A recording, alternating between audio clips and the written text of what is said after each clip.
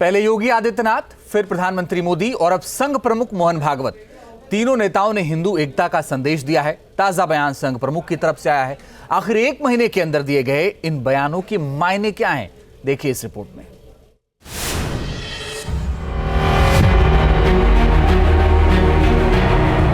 भारत हिंदू देश है, हिंदू राष्ट्र है। अगर हम बटेंगे तो बांटने वाले महफिल सजाएंगे। बटेंगे तो कटेंगे। हिंदू एकजुटता ही शक्ति है। ये सबसे बड़ी देशभक्ति है। देश के 3 बड़े दिग्गज बहुसंख्यक हिंदू समाज को यही संदेश दे रहे हैं। पिछले 15 दिनों के अंदर हिंदुत्व की विचारधारा के 3 सबसे बड़े चेहरों ने ये संदेश दिया है। सवाल है कि हिंदू एकता के संदेश के मायने क्या हैं?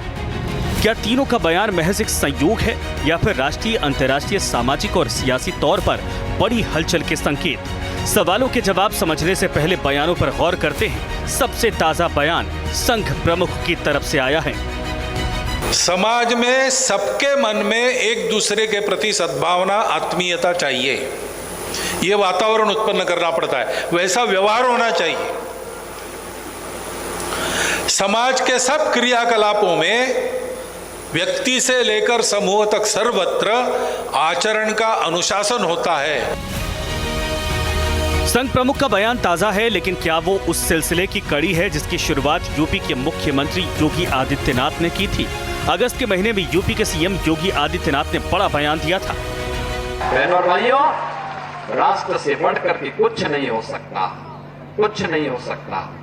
और राष्ट्र तब सशक्त होगा जब हम एक रहेंगे, नेक रहेंगे, तभी नेक रहेंगे। बटेंगे तो कटेंगे। आप देख रहे हैं ना, बांग्लादेश में देख रहे हो ना। राष्ट्रवाद और हिंदू एकता बीजेपी सियासत की बुनियाद है। महाराष्ट्र में चुनावी गहमागहमी के बीच जब पीएम मोदी ने हिंदू एकता की बात की तो कई सियासी सवाल खड़े हो गए। पीएम ने हिंदू एकता का संदेश उस राज्य में दिया जहां चुनाव के जरिए हिंदुत्व और हिंदू हृदय सम्राट रहे बाला साहब की विरासत का फैसला होना है। महाराष्ट्र के अखाड़े में जीत सुनिश्चित करने के लिए पीएम हिंदू वोटों को एकजुट करने में जुटे। कांग्रेस जानती है कि उसका वोट बैंक तो एक रहेगा, लेकिन बाकी लोग आसानी से बढ़ जाएंगे, टुकड़े हो जाएंगे। इसलिए कांग्रेस और उसके साथियों का एक ही मिशन है, समाज को बांटो, लोगों को बांटो और सत्ता पर कब्जा करो। इसलिए हमें अतीत से सबक लेना है। हमें हमारी एकता को ही देश की ढाल बनाना है। हमें याद रखना है, अगर हम बटेंगे तो बांटने वाले महफिल सजाएंगे। इतिहास गवाह है कि जब जब हिंदुत्व और राष्ट्रवाद के नाम पर हिंदू एकजुट रहा, बीजेपी का सियासी सितारा बुलंद रहा। हिंदू एकता की ताकत का सबसे बड़ा संदेश 2019 के लोकसभा चुनाव में देखने को मिला था। 2019 में बीजेपी ने अपने दम पर 303 सीटों पर जीत हासिल की थी। चुनाव में भारतीय जनता पार्टी को 49% हिंदू वोटर्स का सपोर्ट मिला था। उत्तर भारत में 68% हिंदू वोटर बीजेपी के साथ थे। मध्य भारत में 65% हिंदू वोटरों ने बीजेपी को वोट दिया था। वैसे राष्ट्रवाद की बुनियाद हिंदू एकता है, तो हिंदू राष्ट्र वो मुद्दा है जो बीजेपी के कट्टर समर्थकों को जोश से भर देता है। संघ प्रमुख एक बार फिर से इस मुद्दे को जोरों शोरों से उठा रहे हैं। भारत में भारत के लिए जिम्मेवार समाज कौन सा है? वो हिंदू समाज है, क्योंकि भारत हिंदू देश है, हिंदू राष्ट्र है।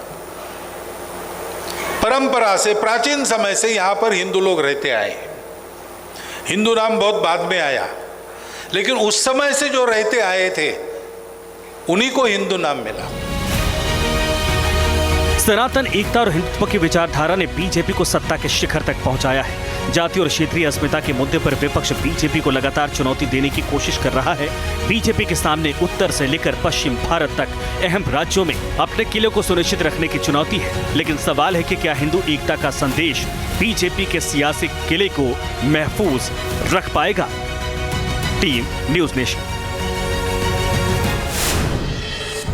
न्यूज नेशन अब व्हाट्सएप पर खबरों की ताजा अपडेट के लिए न्यूज नेशन के इस QR कोड को स्कैन करें।